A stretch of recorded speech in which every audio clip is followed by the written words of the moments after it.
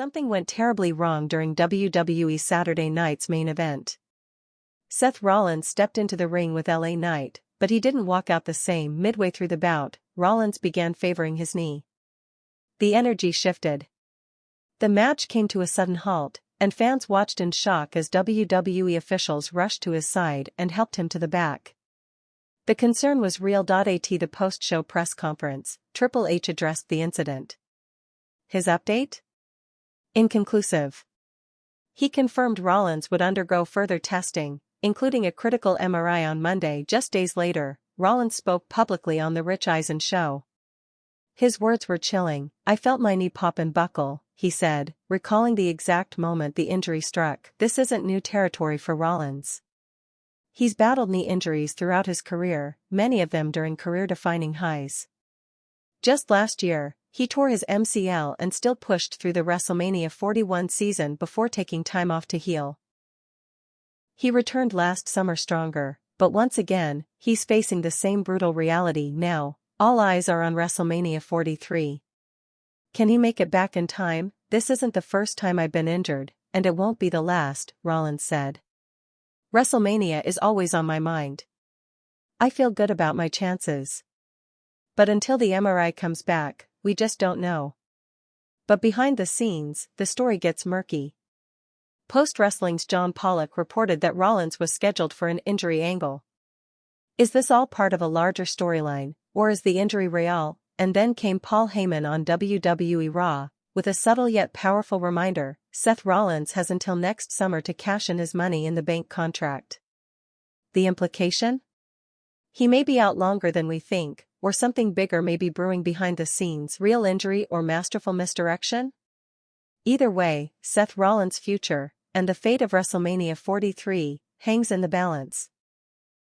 Smash that subscribe button for the latest updates on Seth Rollins, WWE injuries, and behind-the-scenes twists. Drop a comment: do you think the injury is legit, or are we being worked? Paul Heyman stepped onto the press podium in silence. His face, pale, drawn, almost trembling, told the story before his voice ever did, and when the announcement finally came, it sent a chill across arenas, locker rooms, and millions of fans watching around the world. Seth Rollins is injured, not storyline injured, not kayfabe, but real. A ruptured ligament in his left knee, the same knee that's haunted him for nearly a decade, and this time, the diagnosis is even worse than before. Out of action. 9 months. Effective immediately, which means one thing: Seth Rollins is out of SummerSlam, and maybe, just maybe, he won't ever be the same again. But behind the headlines and hashtags lies a deeper story, one the cameras didn't catch, because when the lights go down and the fans go home, what does a broken man do when the ring he's given his life to turns its back on him? It didn't happen during a main event. It didn't happen with pyro blazing or chants echoing from the rafters. It happened during a routine tag match on WWE Saturday Night's main event. Gunther had just delivered a punishing lariat, and as Seth twisted for the counter, his knee buckled. A split second. A slight shift. A silent snap. No scream. No drama, just the way his leg folded beneath him like a house of cards. Again, he rolled out of the ring clutching his knee, whispering to the referee, not to the camera, not to the crowd. Just to the ref: "It's gone. It's gone again." The referee made the dreaded signal. The backstage, medics moved fast, Triple H paced. Becky Lynch left Gorilla and sprinted down the corridor. Heyman watched in eerie stillness. Arms crossed.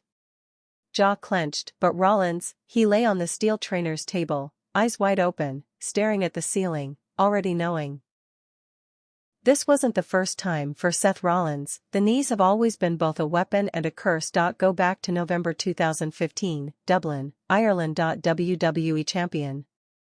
On top of the world. One awkward landing while delivering a sunset flip powerbomb to Kane, and just like that, torn ACL, MCL, and medial meniscus. 6 months gone. WrestleMania missed, championship stripped, and yet he came back stronger, fitter, with a chip on his shoulder and something to prove to everyone who said he wasn't built to last. But some ghosts don't stay dead, and when you keep re-injuring the same place, your body keeps score. Every bump, every dive, every stomp. It all adds up. until the math doesn't work anymore this time, the numbers were clear. A grade 3 ligament tear in his left knee, rehabilitation? Minimum 9 months, return? Uncertain. They say when tragedy strikes in the ring, the WWE locker room becomes church-like, and that's exactly what happened. Rollins didn't scream. He didn't curse. He just sat there after the MRI, hand over his face, silent. Becky Lynch was the first to speak. What do we do now? But he didn't respond. One source backstage described it like this: it wasn't anger. It wasn't panic. It was this look on his face like he'd just been told wrestling wasn't real anymore. Like he didn't know where to put the pain. Another said they heard him whisper under his breath, "I'm not missing another SummerSlam." But deep down, he knew this wasn't about SummerSlam anymore. This was about survival. When Paul Heyman finally emerged with the official update, he looked like a man walking through grief in real time. For the public, his voice was steady. Seth Rollins has suffered a complete tear of the lateral collateral ligament in his left knee. Due to the severity of the injury, he will be unable to compete at SummerSlam and is expected to be out of action for up to 9 months. But behind closed doors?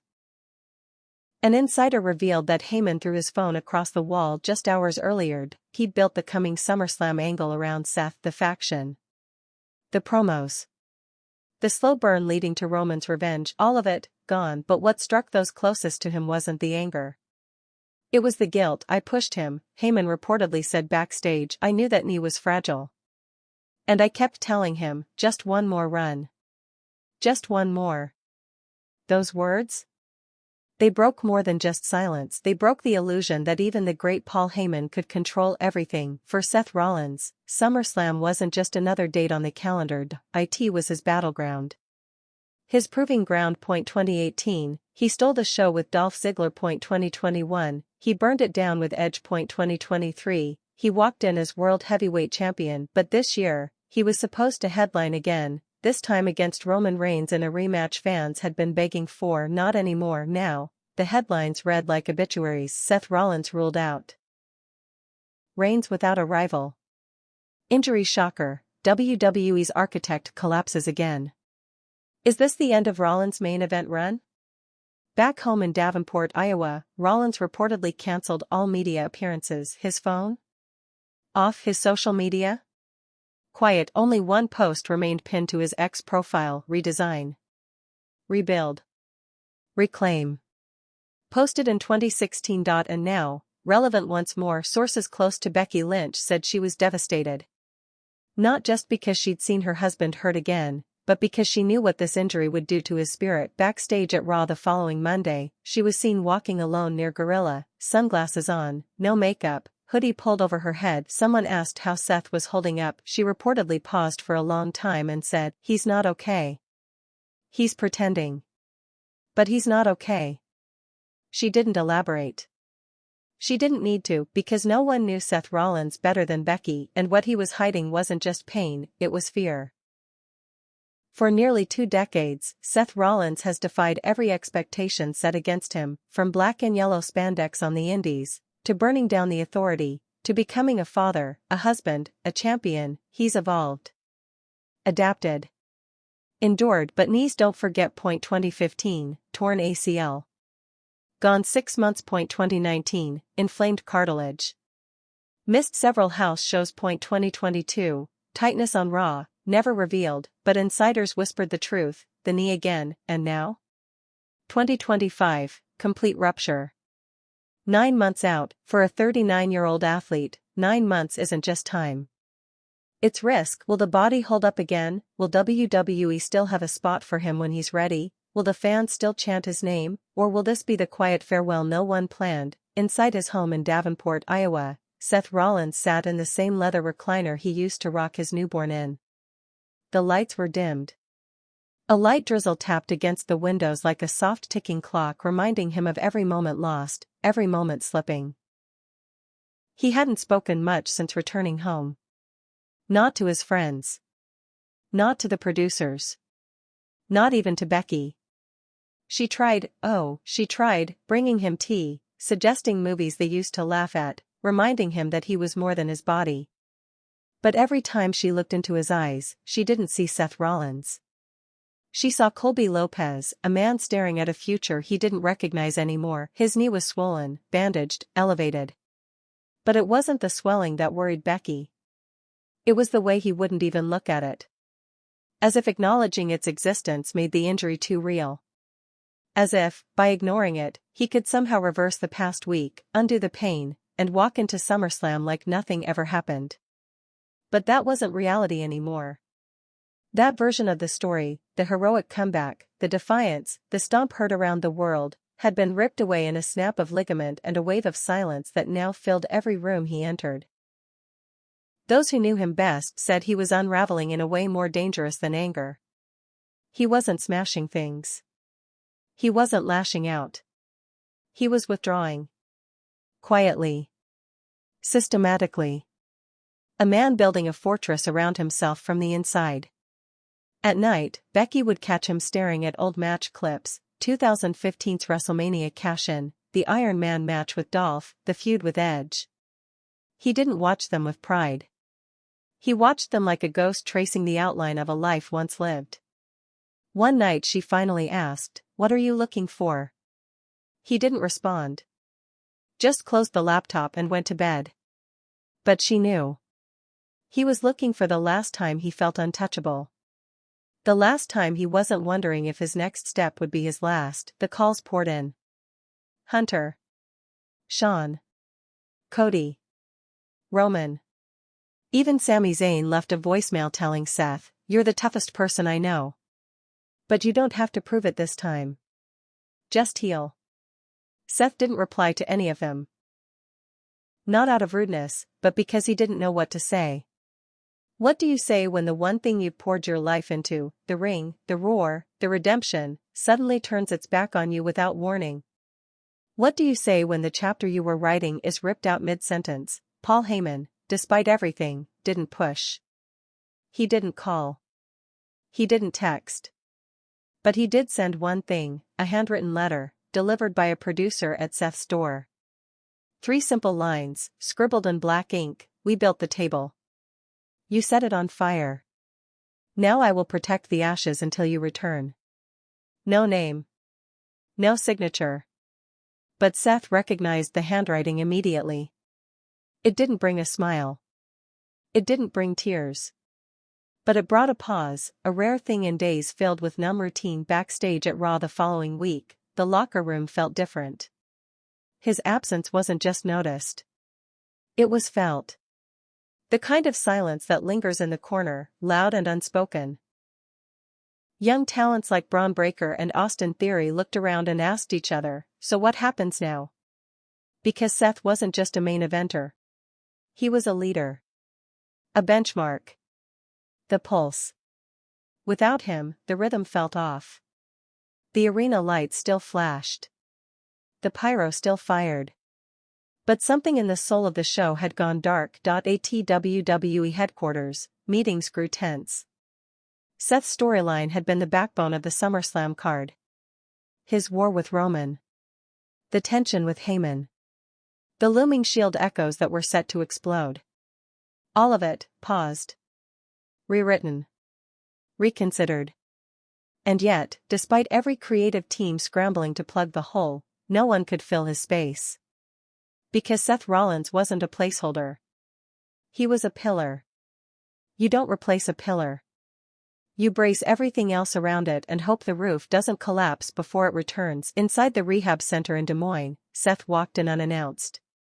No entourage. No WWE camera crew. Just a hoodie, crutches, and silence. The receptionist stared in surprise before whispering to the physical therapist, "Is that him?" It was. And he looked different. Smaller somehow. Not physically. Spiritually. His gait was slow, each step stiff with guarded pain. The therapist, a woman named Jana, greeted him gently. "We'll start light," she said. He nodded once. No smile. No ego. Just a man trying to figure out if his body could remember how to trust him again. The first few sessions were brutal. Not just the pain, the humiliation. Seth, who had once flown off ladders and stomped giants, was now struggling to bend his leg 45 degrees. At one point, as he tried and failed to complete a basic mobility drill, he let out a frustrated laugh. Bitter. Defeated. "This is what I gave everything for," he muttered under his breath. Jana didn't respond. She knew better. He didn't need comfort. He needed silence to break in his own time. At home, his son bounced on the couch, holding a tiny action figure in one hand. A Seth Rollins toy, complete with fiery gear and sculpted abs. "Daddy." "That's you," the little boy squealed, pointing. Seth watched the figure in his son's hands, then looked down at his wrapped knee. "Not anymore," he whispered under his breath. Becky overheard. She didn't correct him. Not because she agreed, but because she knew arguing wouldn't reach him right now. His battle wasn't with doctors or surgeries. It was with himself. By the end of the second week, Rollins had deleted all social media. The noise was too much. The speculation, the fake reports, the clickbait thumbnails showing him in tears or retired, none of it helped. None of it was real. He hadn't cried yet. Not really. But that changed one night in the kitchen. Alone. He opened the freezer, saw the ice packs, and suddenly collapsed to the floor, not from pain, but from the weight. The weight of lost time. The weight of expectation. The weight of watching the business he loved keep spinning without him. He didn't scream. He just sat there, shaking, shoulders heaving.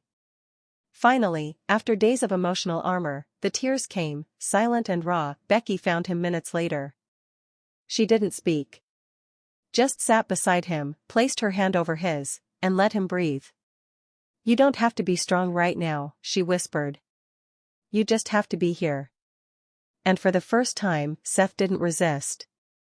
He leaned his head on her shoulder, letting the pain be seen. Letting the fear be named.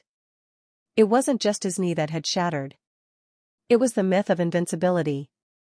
The illusion that he could always come back. Always recover. Always burn it down and rise from the ashes. What if this time, there weren't any ashes left? Meanwhile, rumors spread. WWE was reportedly exploring contingency plans for the world title. Some suggested a tournament. Others hinted at a surprise return from a part-timer. A few even whispered that the company might pivot entirely to Solo Sikoa or Bronson Reed as new main event players. The gears of the industry didn't stop. They never did. And that, more than anything, gnawed at Seth's soul. Because deep down, every wrestler knows, the business moves on without you. It has to. But knowing doesn't make it hurt any less. Backstage morale was mixed. Some felt sympathy. Others saw opportunity. But the veterans? They just felt the ache. "I've been there," AJ Styles reportedly told a colleague. "You go from being Superman to a spectator overnight. And the crowd still chants your name, but the ring forgets your footsteps fast." Even Randy Orton, who had survived his own long recovery, told producers, "Don't rush him. That kind of pain, it changes a man." In a private Zoom call arranged by TripleH, Seth finally spoke to management. He looked tired, unshaven, dressed in a black hoodie with the drawstrings dangling like unraveling threads. "I don't want a retirement video," he said flatly. "I don't want tributes. I don't want a countdown clock. Just let me heal in peace." Hunter nodded solemnly. "Whatever you need, Seth. You earned that." As SummerSlam approached, the event promos still played. The pyro. The tagline. The anticipation. But something felt hollow. The roar of the crowd would rise. The stage would glow. But for the first time in years, Seth Rollins wouldn't walk down that ramp. And maybe, just maybe, the world would feel that absence more than they expected. Because in the noise and spectacle, there's one thing WWE fans always recognized: when Seth was in that ring, something mattered. There was purpose. Fire. Emotion. Story. And now, there was only quiet in the quiet corners of the wrestling world, Where the noise of the crowd doesn't reach and the cameras are no longer rolling, there is a silence more painful than any jeer or cheer, the silence of being forgotten. Seth Rollins was beginning to feel that silence creeping in. Not all at once. It was subtle. First came the change in texts, fewer each day. Then the WWE headlines. One week his name was still mentioned in the injury updates. The next week, he was replaced by the latest rising star. By the third, even his name had disappeared from the show's cold open. Becky noticed. She watched it unfold like a slow erasure. And she knew the damage it was doing. Not to his career, but to his soul. Seth had never been just a wrestler. He was a craftsman. A storyteller. A man who wore his ambition on his sleeve and carried the burden of his legacy like armor. To watch himself become invisible, to feel like a placeholder in his own narrative, was a wound deeper than the ligament he'd torn. The days blurred. Physical therapy in the morning. Ice packs in the afternoon. Endless hours of stillness in between. He tried to keep a journal, at Becky's suggestion. The first page read, July 25th, day 18. I should have known better. Nothing more. He left the rest blank. The pen sat untouched for days. Meanwhile, the outside world kept spinning. Cody Rhodes was being positioned for a championship push. Bronson Reed's momentum was catching fire. Solo Sikoa was being discussed as the next face of SmackDown. And Paul Heyman? He had retreated back into his role of strategist, whispering into the ears of whoever WWE deemed worthy next. But something lingered. Every promo. Every angle. Every main event contender felt like a patch sewn into the hole left by one man, the man who once stood atop WWE in dripping jackets, wild eyes, and the weight of generations on his shoulders. It was one afternoon in late August when Seth finally broke his silence publicly. No press conference. No official WWE statement. Just a single photo posted to his Instagram account, a black and white image of his knee brace sitting on a wooden bench beside his wrestling boots. No caption. No filter. Within minutes, the post exploded. Over 1 million likes. Thousands of comments. But Seth didn't read them. He didn't post it for engagement. He posted it because he needed to remember what it felt like to be seen. The next day, he returned to the gym, not the rehab facility, but the gym. Real weights. Real sweat. Real fear. His leg trembled as he stepped onto the mat. A simple lunge turned into a battle. He gritted his teeth, beads of sweat lining his forehead like regret. The camera crew that WWE had offered to send for a recovery documentary? He declined. If I come back, they'll see it then, he told Becky. If I don't, then I don't want my last chapter to be pity footage. Backstage at Monday Night Raw, a conversation was unfolding between Triple H and Shawn Michaels. You think he'll come back? Shawn asked, adjusting his headset. He always does, Hunter said, but his voice wasn't confident, it was hopeful. But not everyone comes back the same. They both knew the truth. Injuries like this, especially to a knee already rebuilt once, didn't just test the body. They tested the will. The purpose. The love for a business that can turn on you without warning. Seth's love for the business had never been questioned. But love alone doesn't rebuild cartilage. And no amount of passion could guarantee that the next time he stepped between those ropes, he wouldn't collapse all over again. Back at home, his son had drawn a picture for him. Crayon and marker. Stick figures. It's you and me in the ring, he said proudly, holding up the image. You're the one with the fire on your pants. Seth smiled, a real one, rare and raw. Thanks, buddy, he whispered, brushing a tear from his eye when his son wasn't looking. That night, he stared at the drawing for a long time, longer than he'd looked at anything in weeks. Because in a child's eyes, he was still a hero. Not broken. Not benched. Just Dad, who still wore fire on his gear and never gave up. It was the first sign of light in weeks. Paul Heyman called that same week. No cameras. No business talk. Just Paul, quiet, sincere. I'm not asking for anything, he said. I just wanted to hear your voice. Seth didn't say much. Just listened. At the end of the call, Paul added, "You don't owe the industry anything, Seth. But you still owe yourself the ending you want. Whatever that is." The words lingered. They weren't a challenge. They were a lifeline. At the Performance Center in Orlando, where young talent trained for their dreams, stories of Seth Rollins were still told. They studied his matches. Imitated his promos. Watched how he walked with that mixture of chaos and command. To them, he was more than a character. He was the standard. And though he wasn't there in body, his spirit echoed in every sequence, every stomp, every war cry. The question wasn't whether Seth Rollins was done.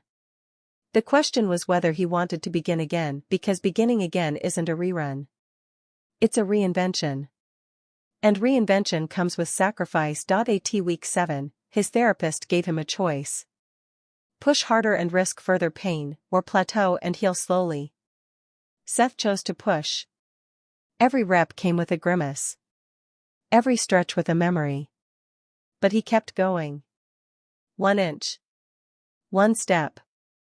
1 tear at a time. He didn't talk about SummerSlam anymore. It had come and gone. Roman Reigns had retained.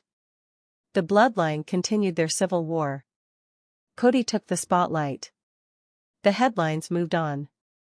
But something in Seth was beginning to rebuild, not just his knee, but his fire. He started sketching gear designs again. Outfits he might wear for a return that wasn't even scheduled. He began watching tapes not to mourn, but to study. To evolve. Becky noticed. And she didn't say anything.